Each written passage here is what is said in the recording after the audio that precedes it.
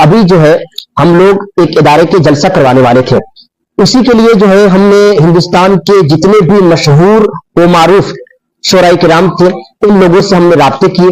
और जब राब्ते हमने किए तो यकीनन हमारे होश उड़ गए कि उन लोगों का डिमांड इस तरीके से था, यानी कि जब बात करने का सलीका और उनके तौर तरीके को मैंने देखा, लहजे में उस तरीके से अनापरस्ती देखी, तो यकीन मुझे समझ में आ गया कि जो खानदानी रईस है, मिजाज रखते हैं नर्म होना, तुम्हारा लहजा बता रहा है तुम्हारी दौलत नई नई है। ये शोराए किराम पहले जो है मदरसे से तो यकीनन वो न कोई हाफिज कुरान है, न कोई दरस तदरीस का मालिक है। कोई बंदा जो है नाजरा पढ़ करके मदरसे से भाग जाता है, वो शायर बन जाता है। कोई 15 पारा 10 पारा 5 पारा हिफ्ज करके भाग जाता है और बंदा शायर बन जाता है।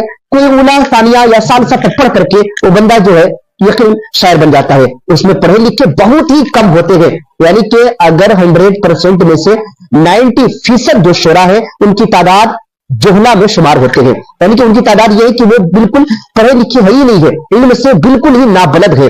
अब उनके बात करने का जो तरीका, किस तरीके से बात किया गया, अगर कोई साहब फोन भी कर रहे हैं ना, तो किस तरीके से हाँ कौन बोल रहे हैं, अभी 10 मिनट के बाद फोन कीजिएगा। अगर तारीख लेनी हो आपको तो कहिए कि फला तारीख में आप खाली है, तो कहेंगे कि आधे घंटे के बाद फोन कीजिएगा। मैं अपना जो है शेड्यूल और अपनी जो वो तारीख की जो रजिस्टर है उसे मैं देख करके बताऊंगा, यानी कि एक मर्तबा में नहीं बताएंगे। अगर साल भर पहले की भी आप तारीख लेने वाले हैं तो इनका मिजाज ये होता है कि थोड़ी देर के बाद फोन कीजिएगा, ताकि उनका भाव पता चले कि हाँ मैं एक एक करके सबका रिकॉर्डिंग आपके सामने हाजिर खिदमत कर रहा हूं। आप बगौर जो है उनकी रिकॉर्डिंग को सुनेंगे और उनकी बातों को सुनेंगे कि किस तरीके से उनका डिमांड आता है। मैं सबसे पहले आपको मिलवाना चाहता हूं दिलबर शाही से, जो बहुत बड़े आशिक रसूल समझे जाते हैं, लेकिन उनके बात करने का तरीका, उनका सलीका और डिमांड को भी देखिए कि किस तरीके से 35,000 रुपए डिमांड कर रहे हैं। चलिए रिकॉर्डिंग सुनते हैं।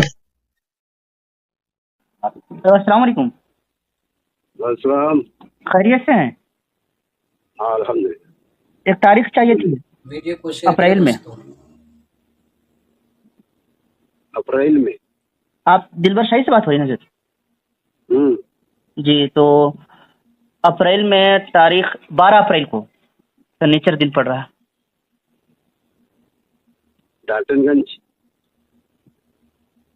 जी डाल्टनगंज। कहाँ? वहां से 10 किलोमीटर फासले पर एक गांव है चांदो, वहां पे आना है। डाल्टनगंज से 10 किलोमीटर? जी। तो तशरीफ लाएंगे आप? इंशाल्लाह। तो नजर नियाज क्या रहेंगे? नजर नियाज 35,000 रुखा सुखी। हाँ सुखा सुखी। कोई डिस्काउंट नहीं होंगे? नहीं। दस्तारबंदी का प्रोग्राम था हजरत।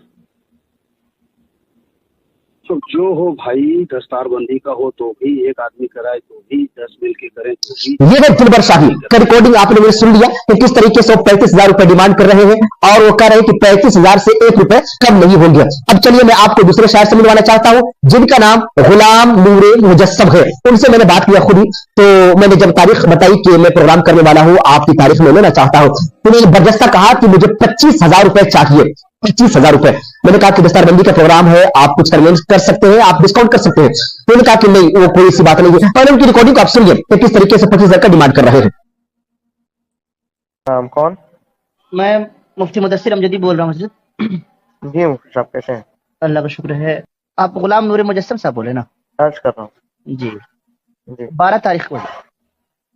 12 अप्रैल? जी 12 अप्रैल शनिचर दिन पड़ रहा है।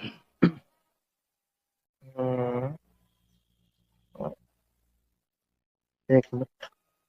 डाल्टनगंज है ना? जी जी। ठीक है हो जाएगा। तो क्या देना पड़ेगा तो नजर नियाज? खर्च तो भाई 25 तक आएगा। 25,000? हाँ, सफर दूर से करके आऊँगा। आपको नाज़रीन किराम, आप हजरात ने ऑडियो को सुना होगा और इन हजरात की डिमांडें भी आप हजरात ने देख ली होंगी।